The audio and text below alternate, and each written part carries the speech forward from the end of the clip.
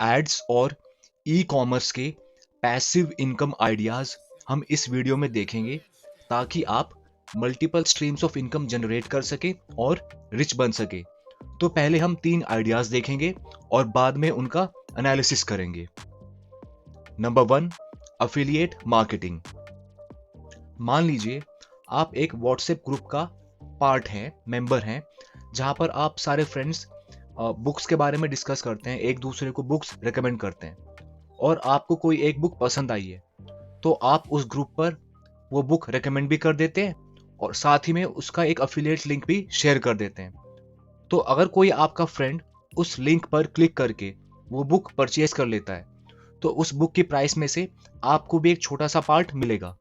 इसे कहते हैं अफिलिएट मार्केटिंग।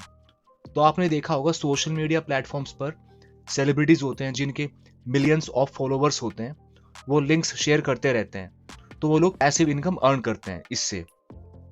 तो अगर आपके पास कोई वेबसाइट है, कोई प्लेटफॉर्म है और आपके पास फॉलोइंग है, तो आप अफिलिएट मार्केटिंग शुरू कर सकते हैं। मेरे ही जानने में एक लेडी है, उनका एक ब्लॉग है शू फैशन के बारे में। तो अपने प्लेटफॉर्म पर वो शूज फैशन के बारे में डिस्कस करती हैं, अफिलिएट लिंक्स पोस्ट कर देती हैं और इस तरह से अफिलिएट मार्केटिंग से पैसिव इनकम अर्न करती हैं। तो अगर आप एक बिगिनर हैं, तो आप अपने सोशल मीडिया अकाउंट पर अपने फ्रेंड्स, अपनी फैमिली के साथ अफिलिएट लिंक्स शेयर कर सकते हैं और इनकम जनरेट कर सकते हैं। आपने देखा होगा कि कुछ लोग व्हाट्सएप पर अपने स्टेटस में प्रोडक्ट्स डाल देते हैं, जैसे कि लेडीज फैशन या किचन वेयर, तो वो लोग अफिलिएट मार्केटिंग ही कर रहे होते हैं। इस फील्ड में अमेज़न एक बड़ा प्लेयर है जिसके साथ आप जुड़ सकते हैं और आप और भी प्लेटफॉर्म्स ट्राई कर सकते हैं। नेक्स्ट है एडवर्टाइजिंग। एडवर्टाइजिंग के लिए आपको अफिलिएट मार्केटिंग से ज़्यादा बड़ी और ज़्यादा एंगेज्ड फॉलोइंग की ज़रूरत है। फिर आप अपने सोशल मीडिया प्लेटफॉर्म्स पर एड्स तो नहीं डाल सकते, तो इसलिए इसके लिए आपको किसी ब्लॉग और वेबसाइट की भी ज़रूरत होती है। और एड्स से रेवेन्यू अर्न करने के लिए यूट्यूब भी एक बहुत ही बढ़िया ऑप्शन है। इसमें बहुत लोग अर्न करते हैं, इसमें पार्टिसिपेट करते हैं। इसके लिए आपको नॉलेज होनी होती है कीवर्ड्स की। आप अपने प्लेटफॉर्म पर ट्रैफिक कैसे लेके आएंगे, उस स्ट्रैटेजी की, और सर्च इंजन ऑप्टिमाइजेशन की। और अगर आपका एक प्लेटफॉर्म है और आप उसमें एड्स प्लेस करना चाहते हैं, तो ध्यान रखना कि आप अपने पेज को एड से ज़्यादा ना भर दें, चीज़ें घिच-पिच ना दिखाई दें, चीज़ें क्लियर होनी चाहिए।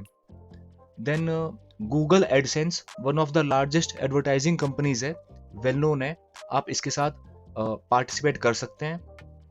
फिर Infolinks, media dot net, Chitika, ये भी प्लेटफॉर्म्स हैं। यहाँ पर अर्निंग के, पेमेंट के अलग अलग मेथड्स होते हैं, जैसे कि नंबर ऑफ क्लिक्स पर आप कर सकते हैं काम, नंबर ऑफ सेल्स पर, या फिर नंबर ऑफ व्यूज़ पर। नंबर ऑफ व्यूज़ यूट्यूब पे लागू होता है, वहाँ पर जब ऐड को सिर्फ देखकर ही आप अर्न कर सकते हैं। नंबर 3 है ड्रॉप शिपिंग। ड्रॉप शिपिंग की वर्ल्ड में Shopify one of the well known platforms है। यहाँ पर ड्रॉप शिपर को अपना कोई स्टॉक नहीं रखना होता, उन्हें बस प्रोडक्ट्स को एडवर्टाइज करना होता है, और जैसे ही कोई कस्टमर उस पर ऑर्डर प्लेस करता है, तो वो किसी थर्ड पार्टी से पहली बात करके रखते हैं जो उस प्रोडक्ट को मैन्युफैक्चर करता है। तो वो थर्ड पार्टी को पेमेंट कर देते हैं ड्रॉप शिपर, और वो थर्ड पार्टी डायरेक्टली कस्टमर को वो गुड ड्रॉप शिप कर देता है, सेंड कर देता है। तो वो ड्रॉप शिपर कभी उस गुड्स को देखता तक नहीं है।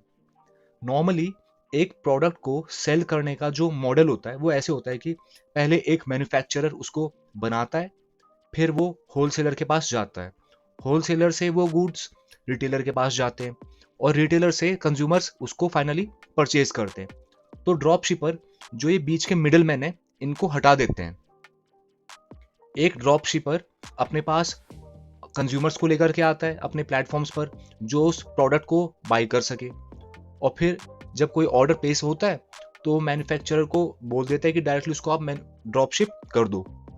तो इसमें आपको स्टॉक को मेंटेन करने के लिए कोई इन्वेस्टमेंट की ज़रूरत नहीं होती। आपको हाँ, थोड़ा टाइम और पैसे ज़रूर लगाने होते हैं वेबसाइट को बनाने के लिए। इसमें आगे 2 तरीके होते हैं, या तो जो ड्रॉप शिपर है ड्रॉप शिपिंग होलसेलर है, मैन्युफैक्चरर, उसके पास जो ऑलरेडी प्रोडक्ट्स हैं, आप उनको सेल कर सकते हैं। दूसरा तरीका हो सकता है कि आप अपना खुद का प्रोडक्ट इन्वेंट कर सकते हैं, उसको किसी मैन्युफैक्चरर को दे सकते हैं मैन्युफैक्चर करने के लिए, और उसको ड्रॉप शिप करवा सकते हैं। अब हम इन तीनों आइडियाज को अपने स्क्रिम्प के तराजू पर तोलेंगे। सबसे पहले स्केलेबिलिटी। ये तीनों ही आइडियाज ऑनलाइन बेस्ड है, तो इनको स्केल करना, इनको एक्सपैंड करना इजी है, तो इसलिए स्केलेबिलिटी हाई है इन तीनों आइडियाज की। Then controllability and regulation. इनमें आप एडवर्टाइजर्स पर, ऑनलाइन प्लेटफॉर्म्स पर, थर्ड पार्टी वेंडर्स पर डिपेंडेंट रहते हैं, तो इसलिए कंट्रोलेबिलिटी और रेगुलेशन यहाँ पर लो है। Third, investment.